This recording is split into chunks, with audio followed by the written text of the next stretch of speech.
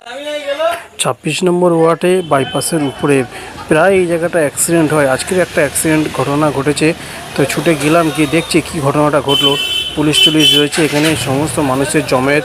তো আমি একটু গাড়িটা ব্যাক করে গিয়ে এখানটা গিয়ে দাঁড়িয়ে দেখলাম এক ভদ্রলোক রাস্তায় দেখি পড়ে আছে বেহাল অবস্থায়।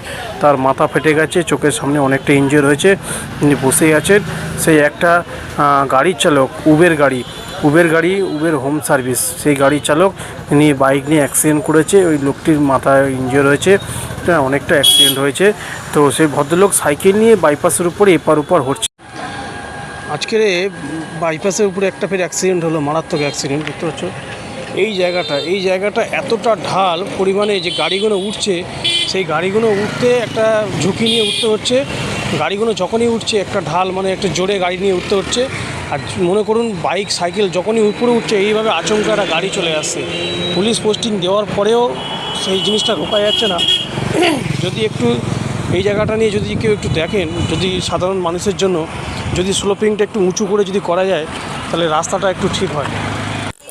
তারপরে এখানটা কোনো সিগন্যাল নেই। এখানটা যদি একটা সিগন্যাল দেওয়া হয় যে গাড়ি স্লো হবে বা গাড়ি স্মুথ যাবে বা গাড়ি রানিং যাবে বা গাড়ি স্টপ হয়ে যাবে, তারপর এখানে মানুষ পারাপার হবে, এরকম একটা সিগন্যাল এখানটা প্রয়োজন।